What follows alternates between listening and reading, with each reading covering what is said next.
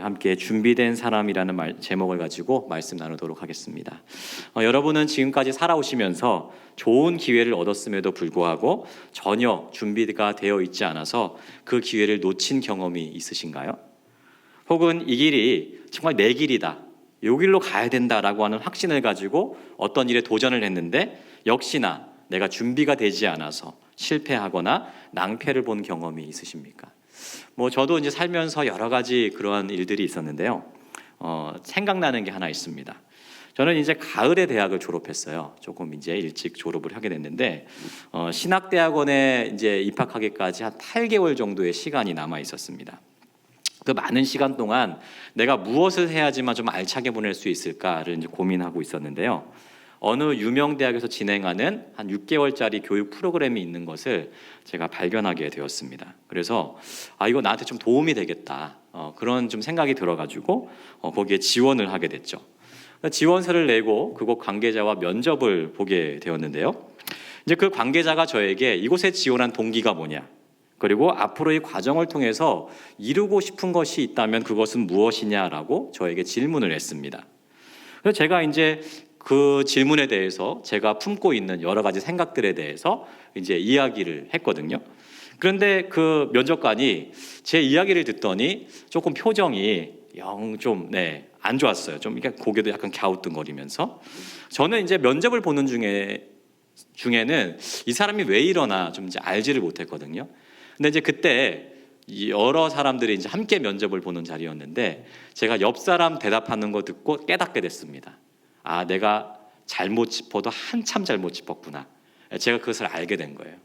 그러니까 이 과정이 저에게 그냥 이런저런 부분에서 도움이 되겠다 싶어서 지원한 건지, 이 과정이 어떤 취지를 가지고 어떤 목적을 위해서 있는 과정인지를 전혀 생각하지 않은 채 그냥 저에게만 맞는, 나에게만 도움이 될 것이라고 하는 생각만 가지고 이 지원을 했던 거고, 거기에 대해서 대답을 하다 보니까 전혀 이 과정의 취지에 맞지 않는 대답을 하게 되었던 거죠. 제가 그날 얼마나 부끄러웠는데 지금도 부끄럽습니다. 근데 여러분, 오늘 말씀을 읽어보면요, 느헤미야는요, 저와는 다르게 한 번 주어진 기회를 제대로 활용하기 위해서 철저하게 모든 것을 준비한 사람이라는 사실을 알 수가 있어요. 여러분, 느헤미야가 어떤 사람입니까? 그는 예루살렘 성벽이 무너졌다는 소식을 듣고 무려 40일 동안 하나님 앞에 기도했던 사람이에요. 하나님 나라의 아픔을 자신의 아픔으로 여기면서 애통하는 심령으로 하나님 앞에 기도했던 사람이 바로 느헤미야였습니다. 여러분, 그런데 말씀을 또 보면요, 그가 40일 동안 하나님 앞에 기도했을 뿐만 아니라 어떻게 했습니까? 철저하게 그가 해야 할 일들을 계획하고 준비했던 사람이었다는 것을 알 수 있어요. 느헤미야 2장 1절부터 2절에 여러분 어떤 일들이 있었습니까? 느헤미야가 아닥사스 왕 앞에서 수심 어린 표정을 지었어요. 그리고 자신의 수심에 대해서 궁금해하던 왕에게 자신이 왜 이러한 수심 어린 표정을 짓게 되었는지를 대답했고, 그래서 왕으로부터 그러면 네가 원하는 것이 무엇이냐라고 하는 그러한 이러한 물음까지 도출해내는 결과를 얻게 되었습니다. 이렇게 원하는 것을 묻는 왕 앞에서요, 여러분, 준비가 안 돼 있으면 어떻습니까? 원하는 것을 다 말하지 못하게 돼 있습니다. 그런데 느헤미야는 단 한순간도 머뭇거림 없이 그가 생각해 왔던 모든 계획들을 일목요연하게 대답하기 시작해요. 예루살렘까지 갈 수 있는 통행권을 허락해 주십시오. 성벽을 재건할 수 있는 성벽 재건 자재도 허락해 주십시오. 모든 것을 요청해요. 미리 계획하고 생각하고 준비하지 않았다면 이야기할 수 없을 법한 것들을 하나도 빠짐없이 마치 흐르는 물처럼 줄줄줄줄 다 이야기해냅니다. 여러분, 우리가 느헤미야의 이러한 모습을 통해서 알게 되는 것이 무엇입니까? 하나님 앞에서 열심히 기도하되 그 일을 위한 철저한 계획과 준비가 필요하다는 것이에요.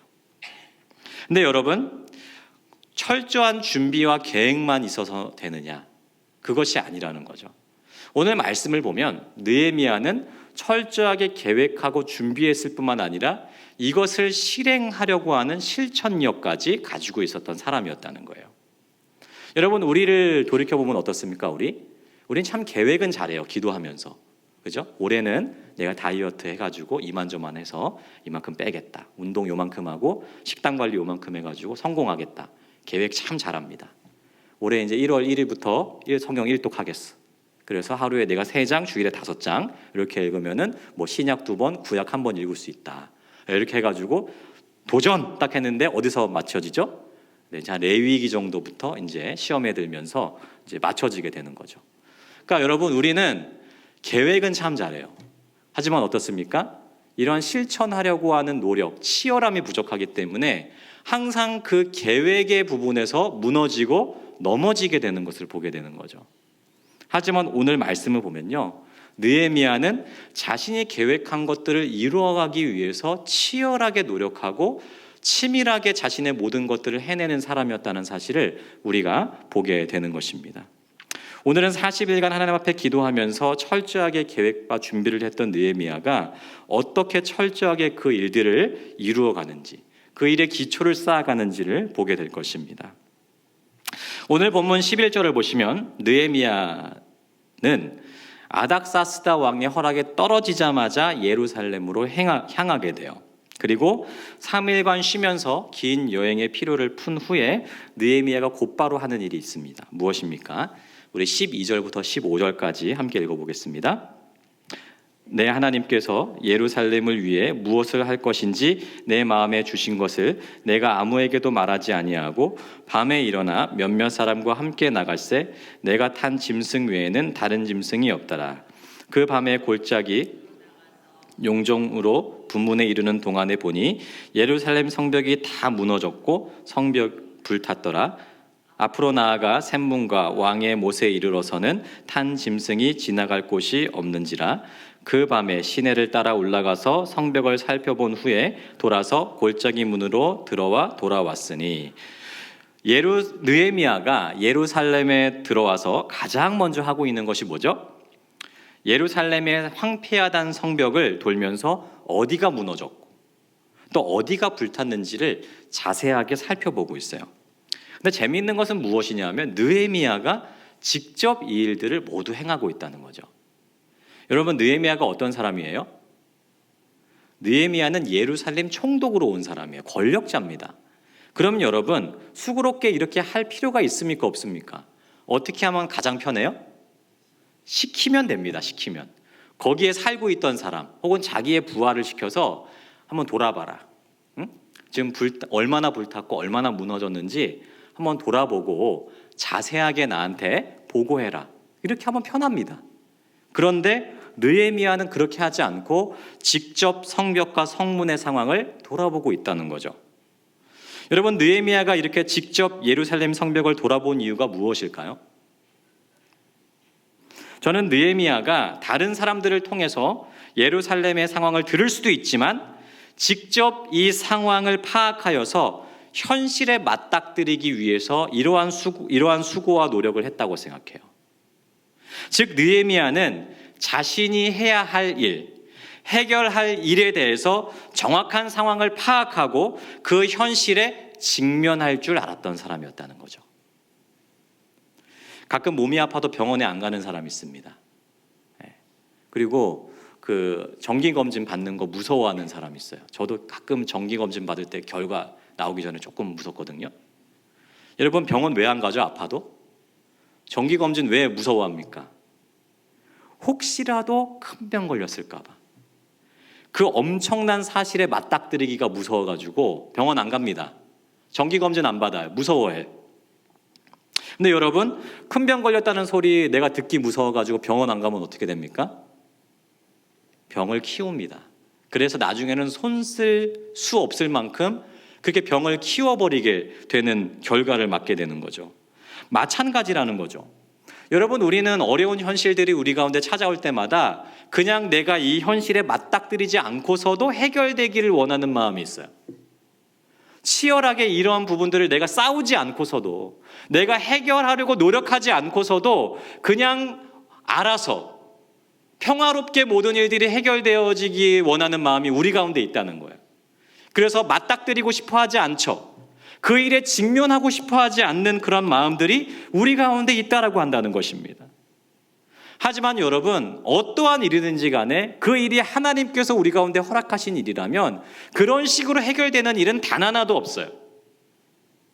여러분, 우리는 우리의 인생이 우연으로 된 것이 아님을 믿는 사람들이죠. 그죠? 우리는 하나님의 섭리와 인도하심을 믿는 사람들이에요.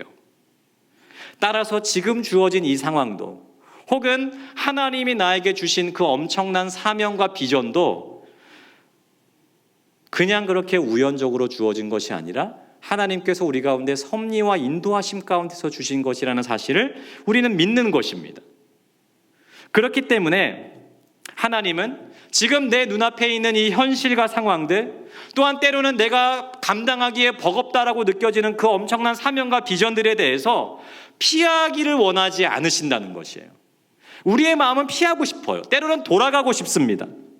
앞으로 내 앞에 어떠한 결과가 펼쳐질지 전혀 알 수 없기 때문에 내 눈앞에 있는 그 상황과 현실에 대해서 우리는 외면하고 싶죠.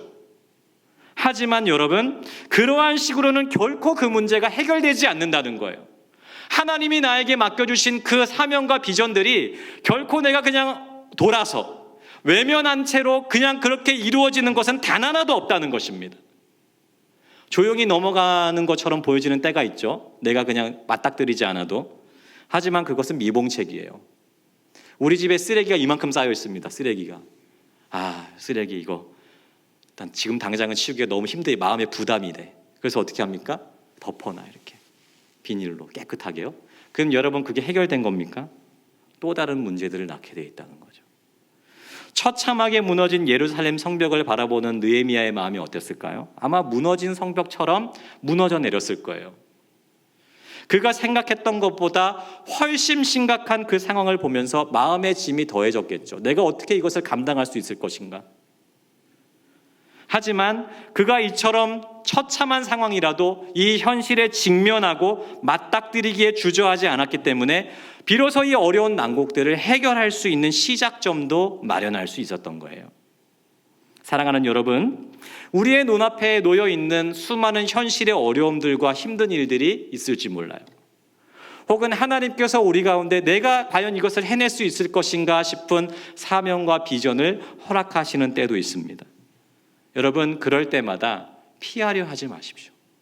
오히려 그 일에 맞닥뜨리시고 직면하세요. 직면하지 않고서도 자연스럽게 해결되는 일 없습니다.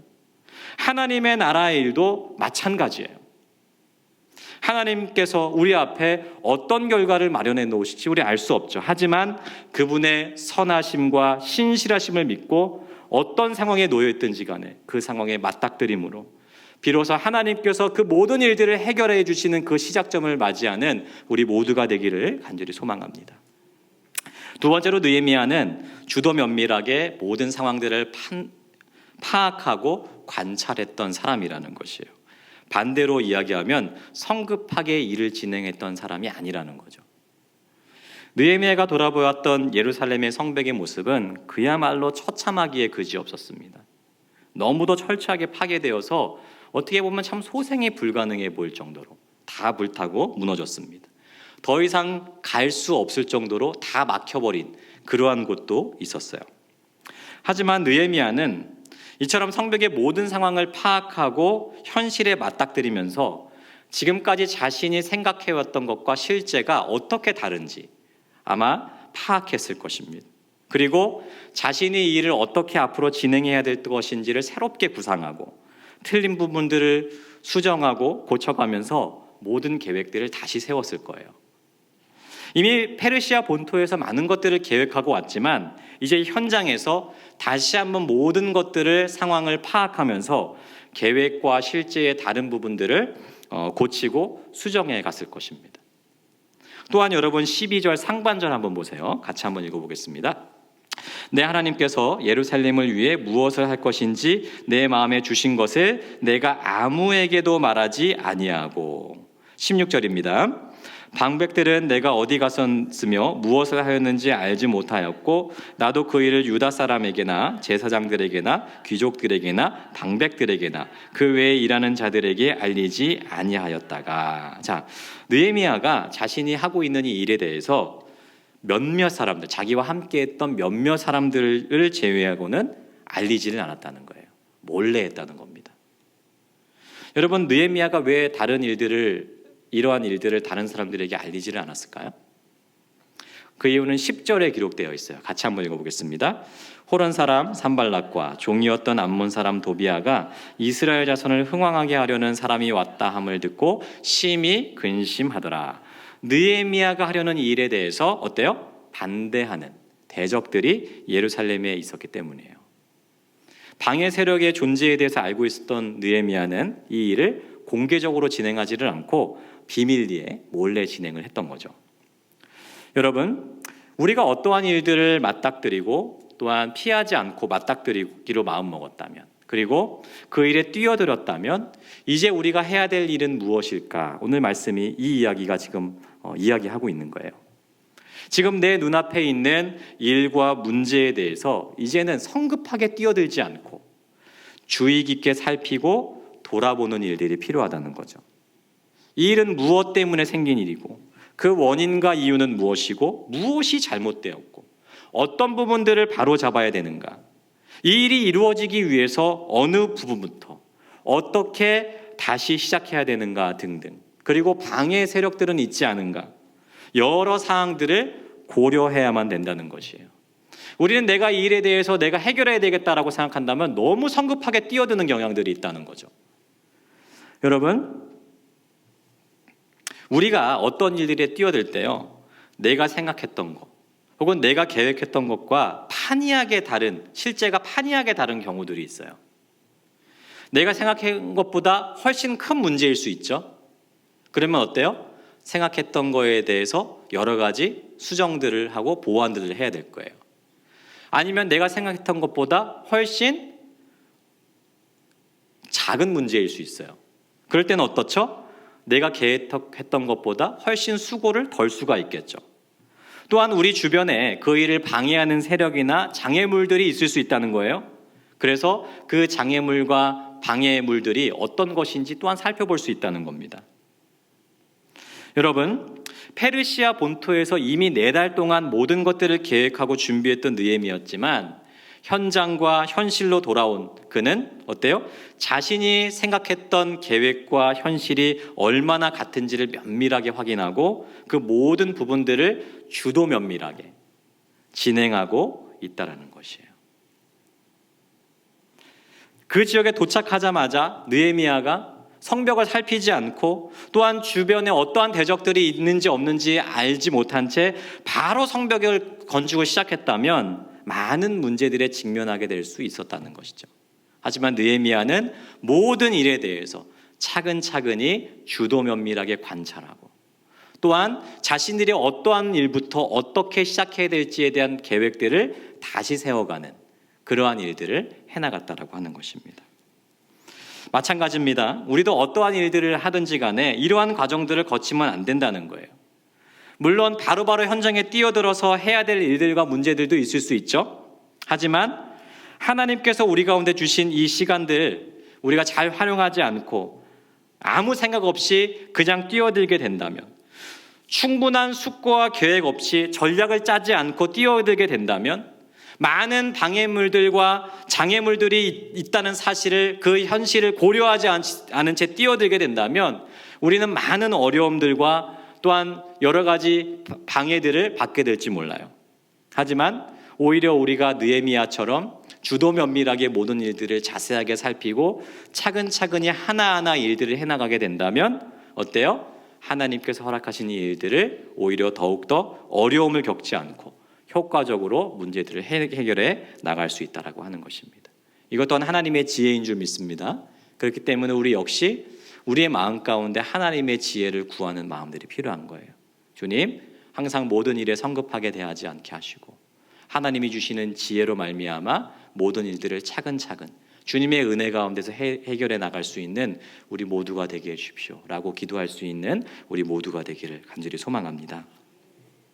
이처럼 상황을 피하지 않고 직면할 뿐만 아니라 그 일을 면밀히 살피고 관찰한 느헤미야가 이제 세 번째로 행하고 있는 일이 무엇이죠? 바로 비전 공유예요. 비전 공유. 자, 우리 17절, 18절 같이 한번 읽어보겠습니다. 후에 그들에게 이르기를 우리가 당한 공경은 너희도 보고 있는 바라. 예루살렘이 황폐하고 성문이 불탔으니 자, 예루살렘 성을 건축하여 다시 수치를 당하지 말자 하고, 또 그들에게 하나님의 선한 손이 나를 도우신 일과 왕이 내게 이른 말을 전하였더니 그들이 말이 일어나 건축하자 하고 모두 힘을 내어 이 선한 일을 하려 하매. 당시 예루살렘에 살고 있던 유대인들은요, 황폐화된 그곳에서 아무런 변화의 힘도 꿈도 꾸지 못했던 그러한 상황 가운데 있었어요. 모든 것을 포기한 채로 당시 상황에 순응하며 살아가고 있었습니다.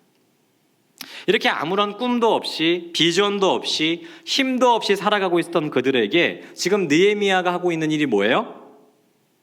지금 우리가 당하고 있는 이 일은 당연한 일이 아니라는 것이에요.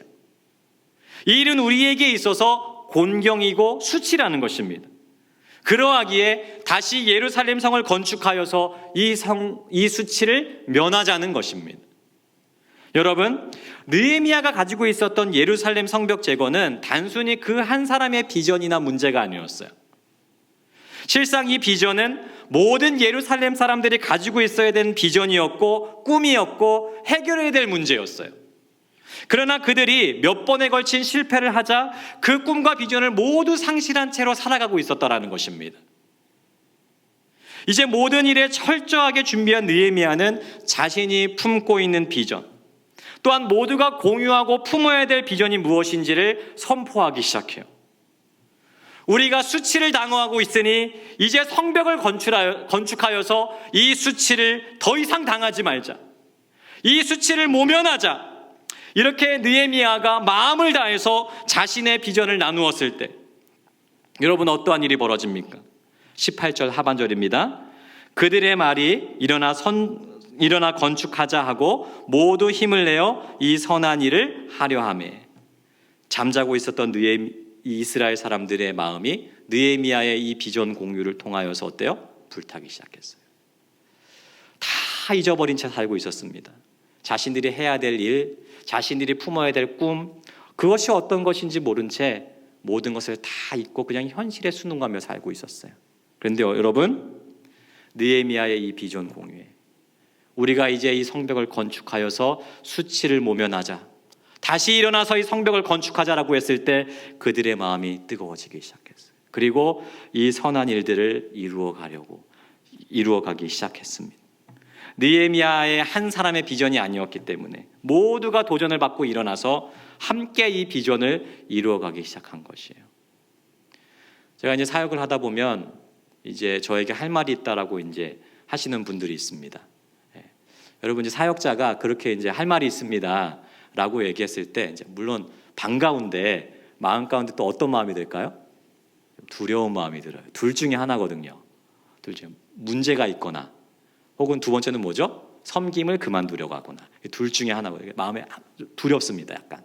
그런데 여러분, 어떤 부분들이 또 계시냐면요, 자신이 품고 있는 꿈과 비전에 대해서 나누어 주시는 분들이 있어요. 하나님이 저에게 이러한 비전과 꿈이 있는데 제가 이렇게 해서 이루어 가려고 애쓰고 있습니다. 그래서 자신이 받은 비전과 꿈을 자세히 나누어 주죠. 그럴 때마다 저의 마음 가운데 때로는 좀 걱정되는 비전과 꿈을 품고 계시는 분도 있지만 어때요? 많은 부분 저에게 도전을 주셔요. 하나님께서 이분에게 이렇게 역사하셨구나. 하나님께서 이 사람에게 이렇게 놀라운 비전과 꿈을 심어주셨구나라고 하는 감사와 감격이 생겨나더라는 거죠.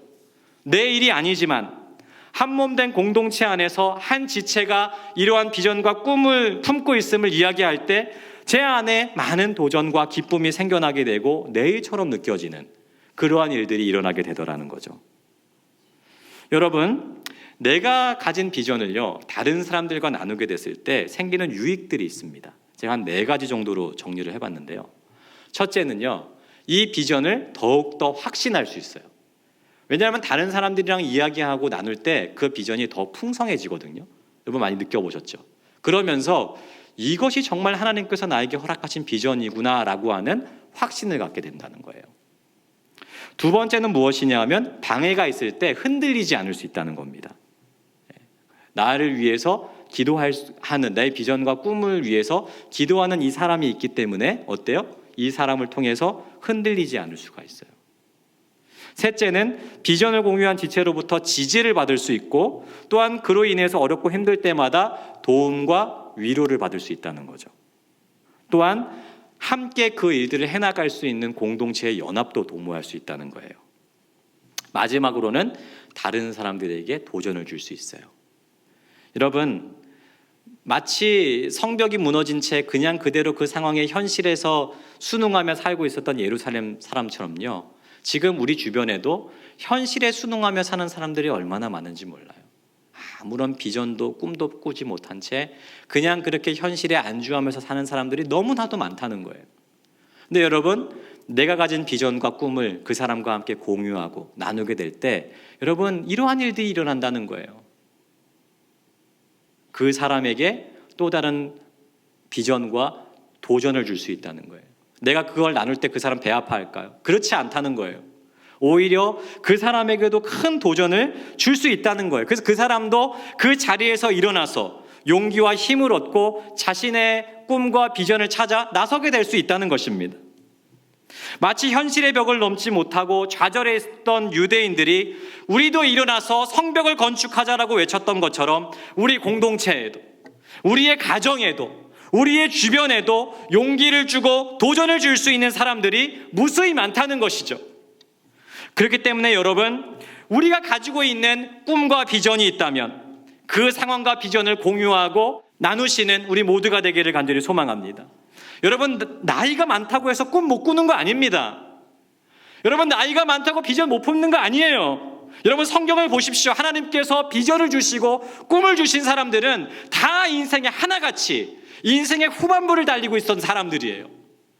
내가 나이가 많든지 내가 나이가 적든지 어떠한 상황이든지 간에 하나님께서 비전과 꿈을 주시면 그때부터 우리의 인생은 다시 출발하는 것입니다.